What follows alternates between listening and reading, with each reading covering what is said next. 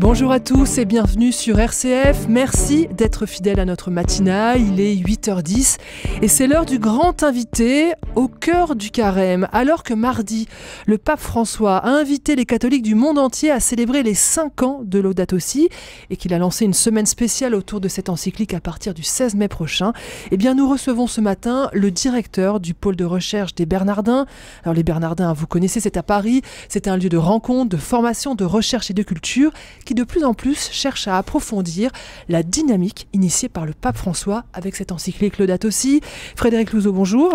Bonjour. Vous êtes prêtre, théologien, directeur donc de ce pôle de recherche du Collège des Bernardins.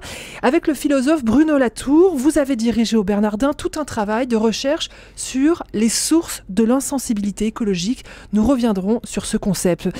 Alors que la Commission européenne présentait hier sa loi climat, la jeune militante pour le climat Greta Thunberg était hier à Bruxelles, devant le Parlement européen.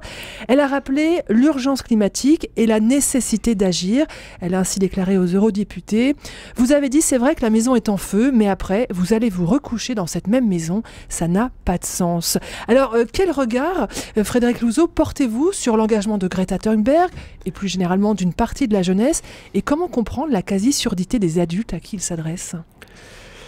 Si vous voulez, je ne crois pas qu'il faille opposer justement deux générations. La génération, effectivement, Greta Thunberg, qui est dans la rue, et puis la génération des députés européens ou nationaux qui sont aujourd'hui aux manettes en responsabilité. Mais en revanche, je dirais bien deux choses à propos de ce phénomène Greta Thunberg. La première chose, c'est que, au fond, qu'est-ce qu'elle dit depuis 1 an et demi, 2 ans? Elle dit, vous n'écoutez pas les sciences, vous n'écoutez pas les scientifiques, vous ne connaissez pas assez le résultat des scientifiques, les travaux, et donc vous n'êtes pas à la hauteur. Alors, ce que j'ai envie de dire, c'est qu'elle a raison de signaler qu'il y a qu'est-ce qu'on pourrait dire, une différence, un fossé, un gap entre ce que nous disent effectivement les scientifiques aujourd'hui, notamment sur le climat, et puis ce que nous sommes capables de faire, en fait. Et nous sommes pris de vertige, en fait. C'est-à-dire que aucun de nous n'a la solution. En fait, jamais l'humanité n'avait été aux prises avec un tel événement, si vous voulez, que la Terre rétroagit à l'action de 8 milliards d'hommes. Jamais nous n'avions été confrontés à cela. Et donc, je pense que ce que Greta Thunberg nous signale, c'est cette difficulté que nous avons de passer de la description à la prescription. Mais ça, c'est pas que la difficulté des députés européens, c'est aussi la difficulté de Greta Thunberg et puis de nous tous, quoi. Comment ça ? C'est-à-dire qu'en fait, nous n'avons pas la solution, en fait. C'est ça qu'il faut arriver. Nous sommes pris de vertige, C'est un déficit d'imagination ? Alors, c'est un déficit à la fois d'imagination, de paradigme, de sensibilité, d'émotion. C'est que nous sommes devant une nouvelle figure de la Terre, en fait. Et nous ne sommes pas encore équipés intellectuellement, sensiblement, esthétiquement. Et c'est tout le travail à faire, justement, mais qui est magnifique d'ailleurs, qui est plein d'espérance dans les années à venir. Ça, c'est la première chose que je retiens de Greta, c'est qu'elle signale une situation existentielle très nouvelle, mais qui concerne tout le monde. Tout le monde. Deuxième observation. Deuxième point, elle a dit, je crois plusieurs fois, pas hier, mais dans d'autres discours, elle a dit à des responsables politiques, vous devriez avoir honte. Elle a prononcé ce mot de la honte. C'est trop fort ? Non, je pense qu'elle a raison. Elle a raison ? De nouveau, je pense qu'elle a raison. Nous n'avons pas actuellement les émotions qui correspondent à l'état de la Terre. Effectivement, nous devrions avoir honte et nous n'avons pas honte. Je peux vous raconter un jour, je donne un jour une conférence Laudato Si, j'en ai donné beaucoup, dans une paroisse de l'Ouest parisien. Et quelqu'un vient me voir à la fin pour me dire... et je parle de l'insensibilité écologique, et quelqu'un me dit, en fait, vous avez raison, quand je brûle un feu rouge, j'ai honte, quand je suis désagréable avec mes enfants, j'ai honte, et donc j'essaie de changer. Quand je reviens du sport et que je prends une demi-heure ma douche à fond les manettes, je ressors de là et je n'ai aucune honte, en fait. Voilà, et donc c'était très intéressant. Nous n'avons pour l'instant pas les émotions qui correspondent à l'état de la Terre. On va revenir, vous avez évoqué cette insensibilité écologique, mais je voudrais quand même qu'on reste un peu sur l'Union européenne et la Commission qui a présenté cette loi climat. Dans la vie générale, c'est très très timide. Pourquoi est-ce qu'on n'arrive pas à enclencher? C'est toujours ce manque de créativité politique? Bah, moi, je dois avouer que j'hésite toujours à faire reporter toute la responsabilité de l'inaction sur les politiques. Sur les politiques. C'est-à-dire que si j'étais à leur place ou si Greta Thunberg était à leur place, j'aimerais bien savoir ce qu'ils proposeraient. Vous voyez, précisément, très rarement on se pose cette question-là. De nouveau, ce que nous appelons inaction politique est, je pense, précisément la résultante d'un effroi, en fait, d'un vertige devant On n'arrive pas à passer à un autre monde, c'est ça?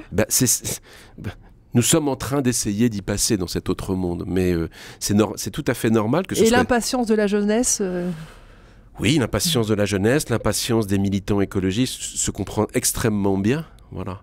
Mais dès qu'on entre dans les choses les plus concrètes et les plus pratiques, c'est beaucoup plus complexe. Voilà, c'est ça que je voulais dire. Alors, Frédéric Louzeau, qu'est-ce que vous entendez par insensibilité écologique ? Ce terme d'insensibilité écologique, vous le trouvez dans un livre de Bruno Latour que je conseille à beaucoup de lire, qui s'appelle Face à Gaïa, 8 conférences sur le nouveau régime climatique, qui a dû être publié en 2015.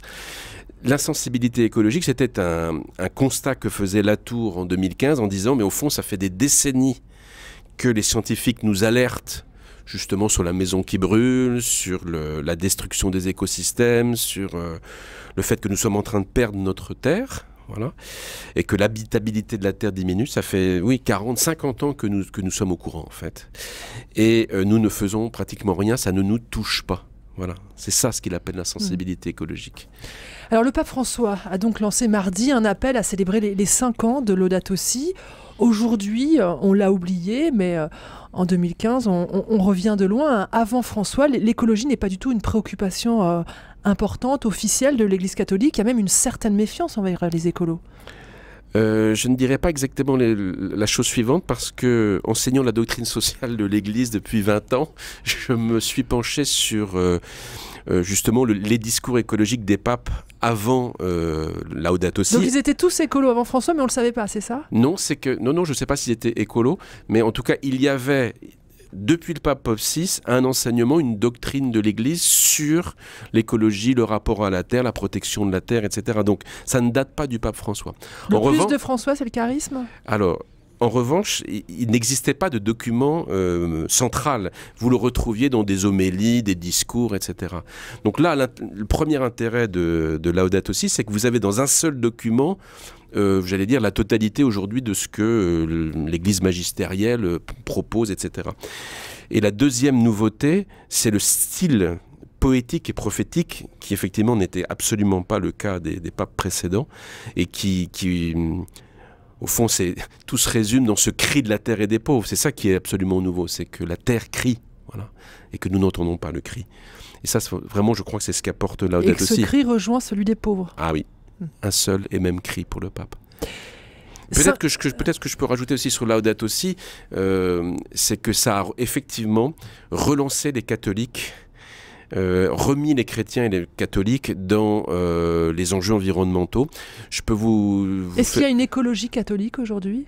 Ah oui, ça très clairement. Très clairement. Et en quoi elle se distingue de l'écologie classique ? Je pense qu'une des choses qui la distingue, c'est que normalement, chez les catholiques, on relie assez profondément écologie environnementale et écologie sociale. Je pense que voilà, le souci de la terre, souci des pauvres, c'est probablement une signature aujourd'hui de beaucoup de catholiques écologistes. Mais en tout cas, je vais vous faire pas une confidence, une petite anecdote, mais quand Nicolas Hulot a préparé le sommet des consciences, avec Bayard d'ailleurs, en 2015, c'était l'été 2015, il s'est tourné dans les mois qui ont précédé vers des catholiques en disant « Mais qu'est-ce que vous fichez sur ces questions écologiques ? On ne vous voit pas, vous n'êtes pas présent. » Et au moins, ce qu'a permis Laudato Si, c'est que maintenant, des catholiques peuvent travailler à ces questions en ayant un document, j'allais dire, qui les aide, qui les pousse, qui les motive. Voilà. Et ça, c'est assez extraordinaire, en fait. C'est que nous pouvons maintenant prendre notre place dans le débat et les actions. Et nous sommes reconnus comme tels. Et je crois que oui. Alors, les paroisses, les diocèses, les associations, les mouvements de jeunesse se sont emparés de Laudato Si, on le voit bien dans l'Église catholique. La question, c'est la théologie. On a un peu le sentiment que les théologiens traînent les pieds. Est-ce qu'ils ont vraiment pris au sérieux ce texte ? C'est un peu un texte inclassable. Alors là, vous touchez à un sujet extrêmement sensible pour moi. C'est qu'effectivement, nous sommes encore... Nous, théologiens, à l'heure d'aujourd'hui. Disons, théologiens, travaillons Laudato Si et s'intéressant aux questions d'écologie. Nous sommes encore une petite minorité parmi les théologiens catholiques. C'est vrai que, pour l'instant, une grande majorité est restée à l'écart. Voilà. Pourquoi ? Pourquoi ? C'est que je pense que pour l'instant... Il y avait un peu de condescendance par rapport à ce texte quand il est sorti. C'est écrit n'importe comment, on trouve tout et n'importe... Enfin... C'est vrai qu'il y a une condescendance de certains théologiens par rapport à tous les textes du pape François. Donc Laudato Si en fait partie. Mais je pense que pour l'instant, pour beaucoup, ils n'arrivent pas à voir en quoi il y a des enjeux proprement théologiques dans ces questions environnementaux sociales. Voilà. Alors justement, qu'est-ce que la théologie peut apporter à l'écologie et vice-versa ? Je vais donner un exemple. Je pense que ce que peut apporter la théologie à l'écologie, par exemple, c'est la question de l'espérance. Quand on travaille avec les mouvements écologistes, avec des gens qui depuis 30 ou 40 ans essaient d'alerter l'opinion commune, d'essayer de faire bouger la société, il peut y avoir quand même un moment de lassitude. Je peux vous dire par exemple que des membres de la Fondation pour la Nature et l'Homme, la Fondation Nicolas Hulot, se posent des questions du style, mais comment on peut arriver aujourd'hui à provoquer chez les citoyens un engagement durable ? Vous avez dit lassitude, il y a parfois une forme même de dépression chez les militants écologistes. Tout à fait. Oui, il y a des éco-dépressions, bien sûr. Ce que Glenn Albrecht a appelé la solastalgie, qui est un philosophe australien qui le montre très très bien. Et justement, là, le chrétien peut parler d'espérance, mais alors il faut qu'on parle on peut refaire une théologie de l'espérance au temps des catastrophes, parce que attention, il y aurait une fausse espérance pseudo-chrétienne qui dirait bah oui, de toute façon on trouvera toujours une solution. Mais ça, c'est pas l'espérance chrétienne. L'espérance chrétienne, c'est de dire que même dans des situations d'épreuve, de stress écologique, l'humanité est encore capable précisément de se redresser, comme dit le pape, de la capacité encore de collaborer pour construire une maison commune. Je pense que là, nous avons quelque chose de très essentiel à apporter aux écologistes. Frédéric Louzeau, tout à l'heure, vous avez cité un livre du philosophe Bruno Latour, Face à Gaïa. C'était aussi le thème d'un colloque organisé au Bernardin début février avec Bruno Latour. Un colloque qui parlait aussi de ce lien entre théologie et écologie. Mais alors, Face à Gaïa, moi je suis sûrement comme beaucoup d'auditeurs, ça fait pas un peu... on n'est pas en plein paganisme là ? On est à la fois en plein paganisme, c'est-à-dire que Gaïa, c'est une figure de la mythologie grecque, la terre-mère, mais c'est aussi le nom qu'a choisi un grand ingénieur anglais, James Lovelock, pour désigner une hypothèse scientifique, une théorie scientifique qu'il a élaborée avec une biologiste américaine qui s'appelle Lynn Margulis. C'est une hypothèse que je vais essayer de résumer en quelques secondes sur la formation de l'atmosphère. Pour faire bref. Faites bref. Voilà. C'est-à-dire que nous pensons spontanément que l'atmosphère précède les êtres vivants et les êtres humains. Et en fait, ils ont prouvé que l'atmosphère, notamment sa composition entre oxygène et azote, est le produit, si vous voulez, de l'activité de milliards d'êtres, notamment des bactéries, des algues, mais aussi des arbres, mais aussi des êtres humains.